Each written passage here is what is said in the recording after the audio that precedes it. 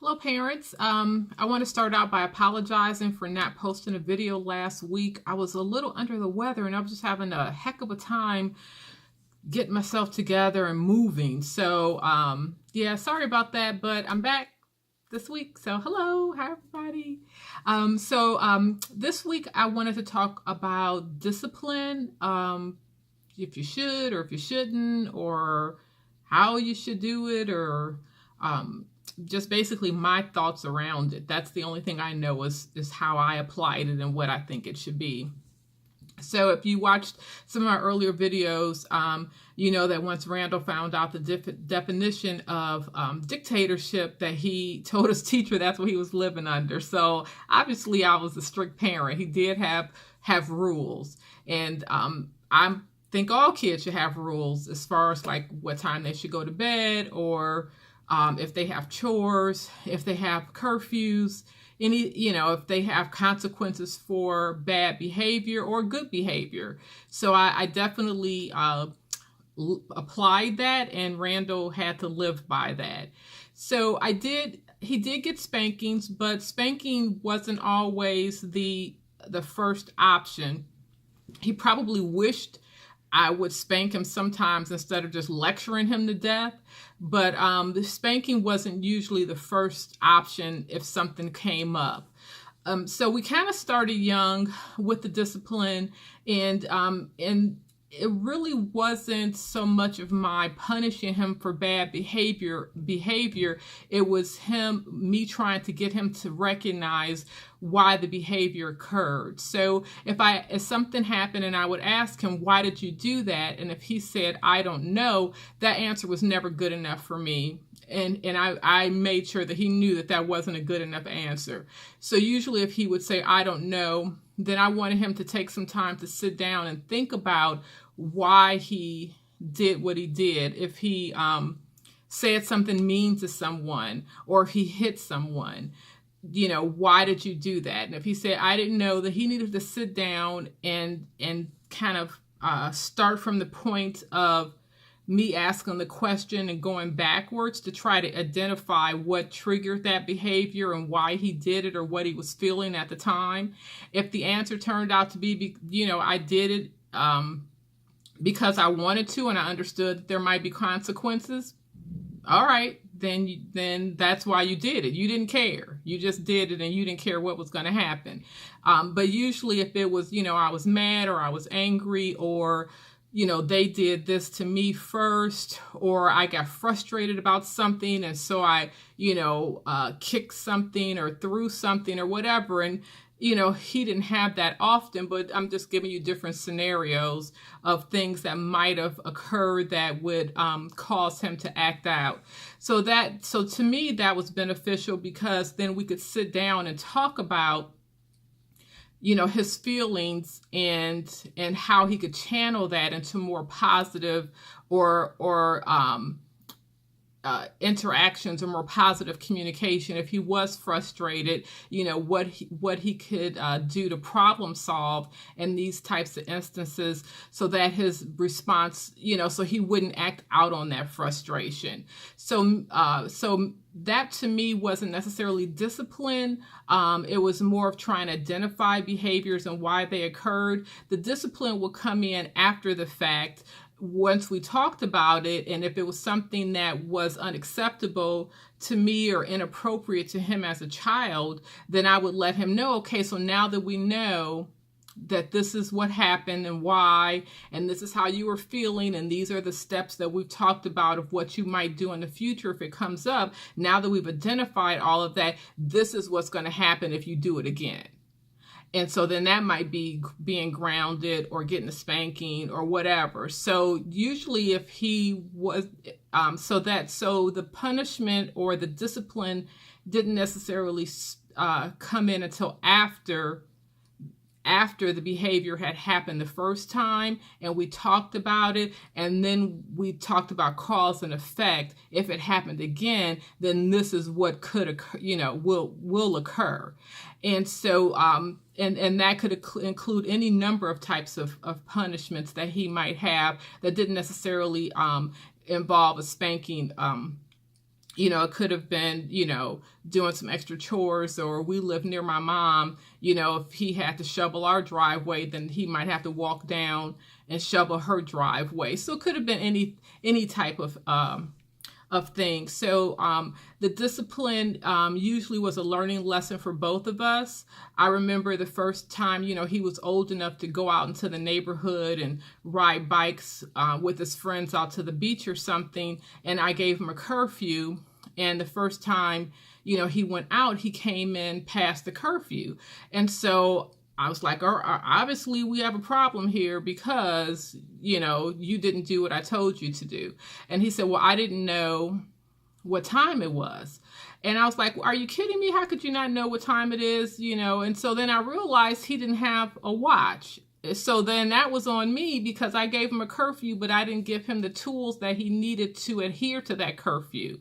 So I said, okay, well, we have to trust each other, and we have to do what we say we're going to do. And I have to trust you that if you give me your word that you can accept this responsibility to go out riding a bike with your friends, that you can accept that responsibility to return when I say that you can, then let's try this again. And I got him a little, cheap watch. Here's the watch. So that way you can constantly check your time and know what time you're supposed to be home. And, so now we've identified the behavior. We figured out where we went wrong. And I was part of that equation because I didn't give him the tools he needed. And then we talked about, okay, so if you're late again, you don't have any excuse. And unfortunately, he was late again. So when he came in and he's late, he's got his watch and he's got all these excuses about, they were on this side of town and it took longer to get here. And I'm like, okay, but you have to calculate that in your return home time. That can't be part of the excuse. The first excuse was you didn't know what time it was. And the second excuse was it took you longer to get home than you thought. So you didn't think through that to calculate how much time you would need. If you knew you were going 15 minutes further than you did the last time, then you needed to leave 15 minutes sooner coming home. That's unacceptable. So you won't be riding your bike with your friends for a couple of weeks. And he didn't. Because whenever I had a punishment, I always stuck with it no matter what. And because consistency was part of that. He had to understand that there was no wiggle room and that I was consistent with that, and he knew what to expect. Because if I said, okay, well, you can go ahead and ride your bike tomorrow, it's no big deal, he can be late whenever he wants. But now he knows that there's consequences to his actions.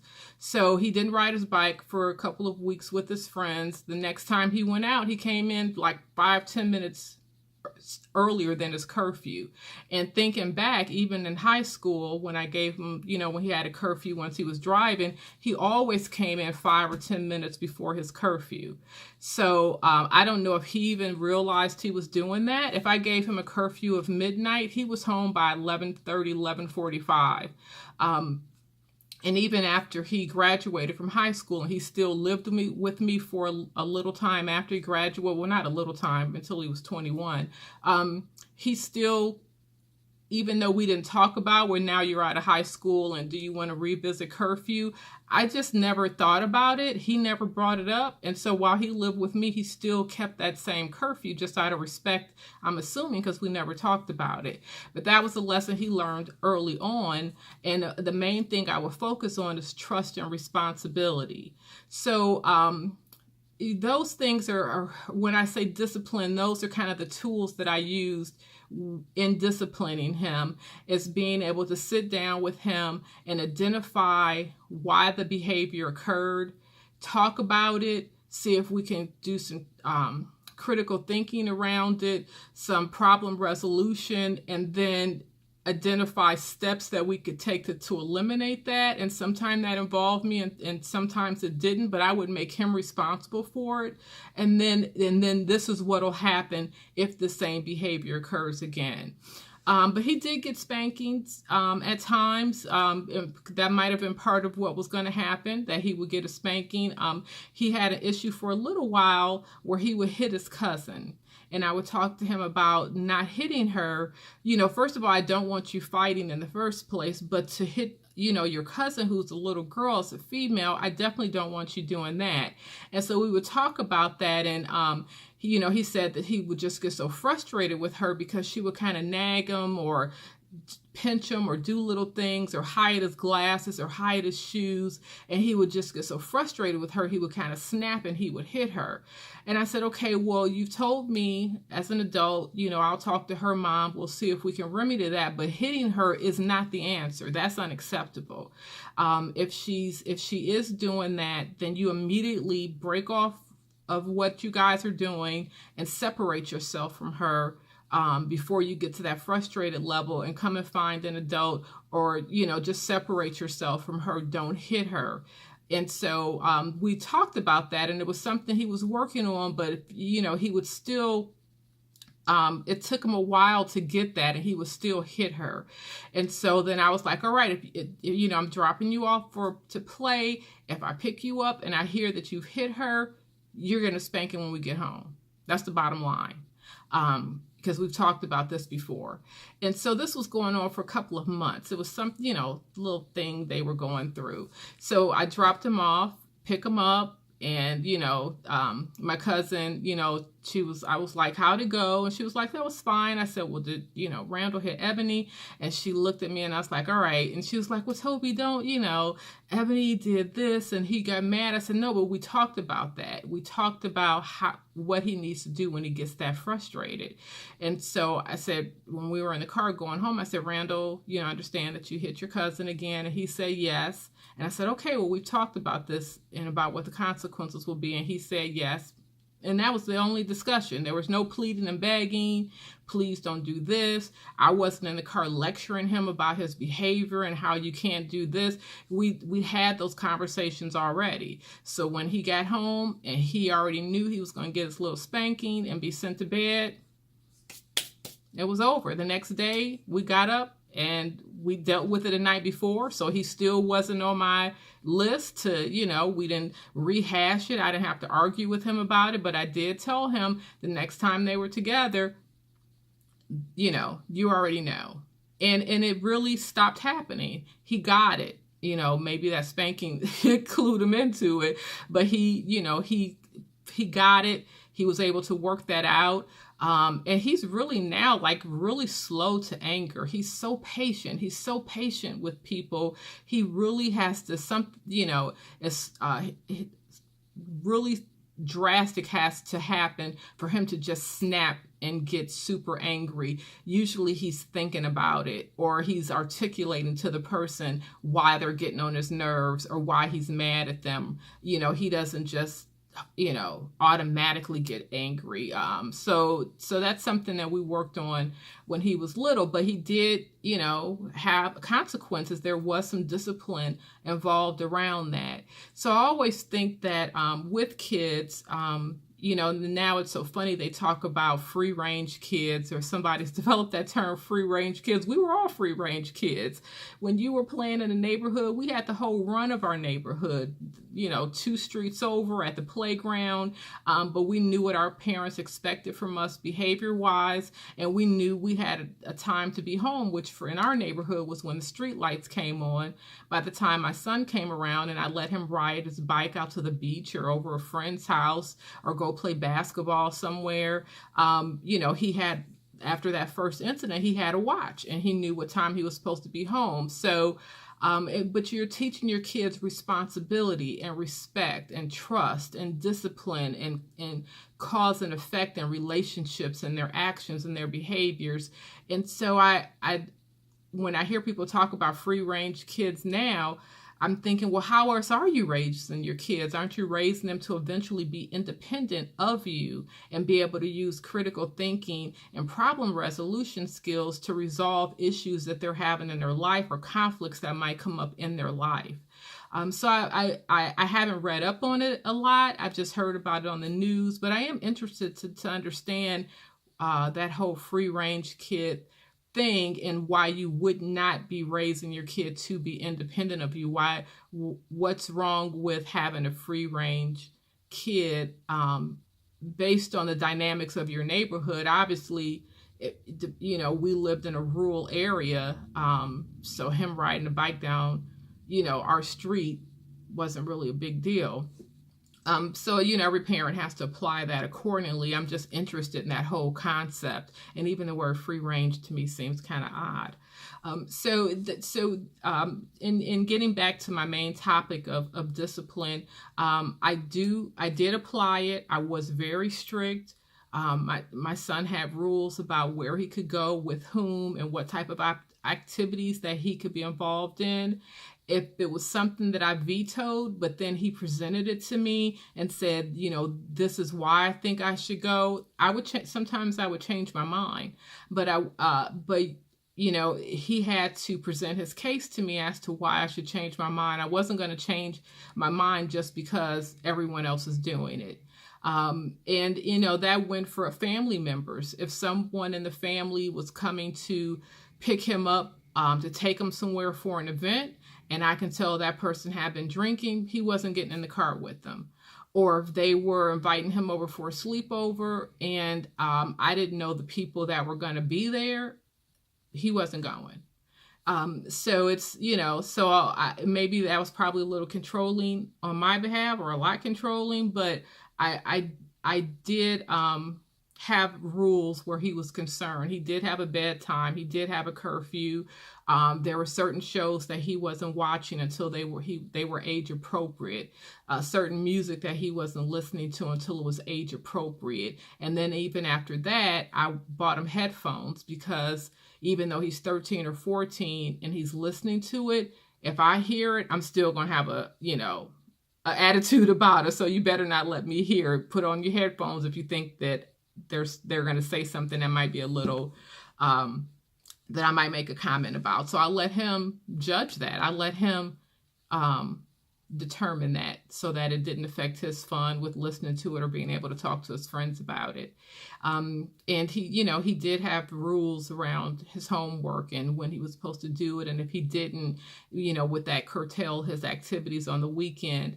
And one thing I was really consistent about, and I looked for in family members, is that if Randall was grounded at my house and he couldn't go anywhere, or he couldn't play video games, or then if he was with you, that same thing applied.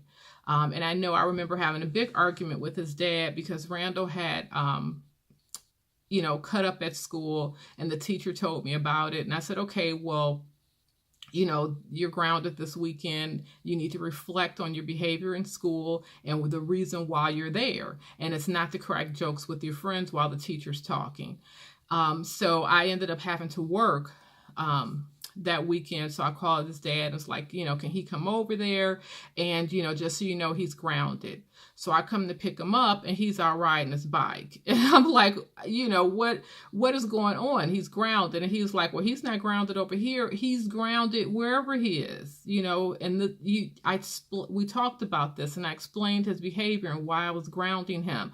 And he said, well, he's not, I didn't ground him, so he's not grounded. I said, okay, that's your decision. That's fine. So going forward, if he's grounded and I can't trust that we're going to be on the same page with this, then I'll find other arrangements for him. If I have to work or something like that, I'll take him to my mom's. I won't bring him over here because I see that you don't respect, me being a primary caregiver. You don't respect my authority in this situation. So I'm not going to argue with you about it. He just won't come over here if he's grounded. And then for Randall, you knew you were grounded. We talked about this. You knew you were supposed to be studying and that you weren't supposed to be out riding your bike. So since you defied that, no matter who told you could do differently, you got an extra couple of days added on to your punishment. Nobody was happy with me, but they both learned a valuable lesson, and we didn't have that situation going forward.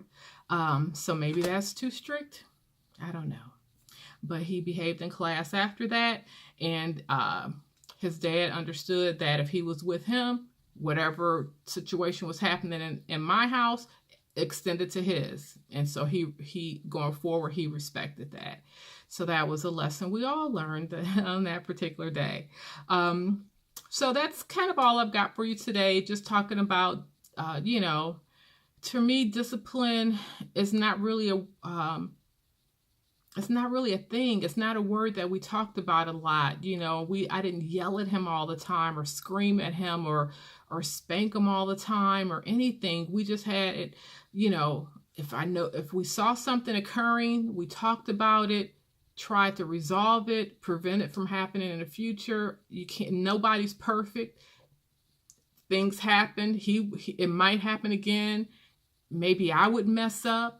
Or I would forget something or give him a wrong instruction, but we always talked about it. We always tried to figure it out together. And we're really close today because we do talk about things, even though he's an adult and living on his own. If he has problems, he doesn't come to me for everything, because he's doing, he keeps his own counsel.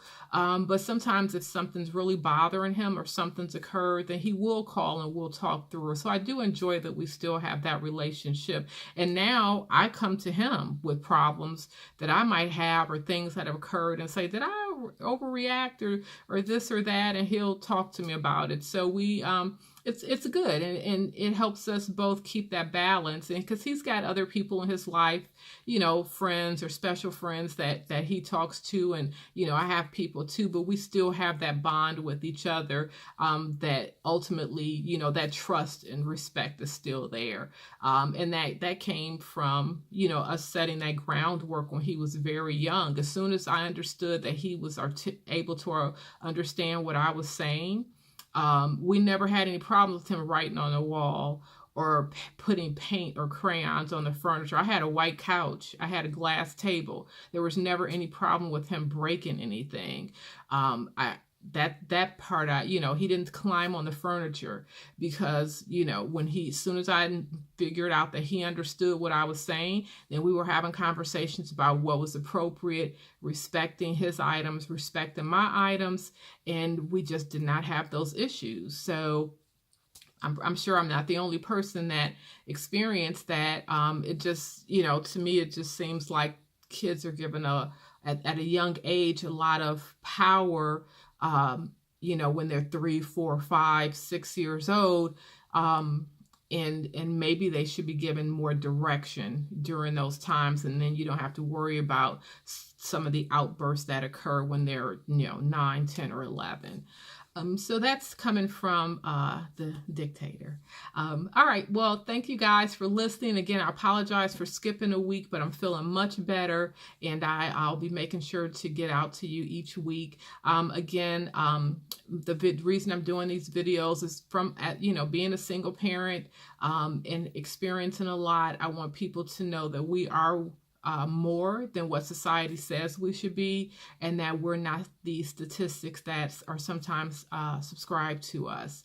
So please, put any comments or questions below. Make sure you subscribe, hit the little bell so that you get alerts whenever I post a new video, and I will definitely be talking to you again next week. Thanks. Bye.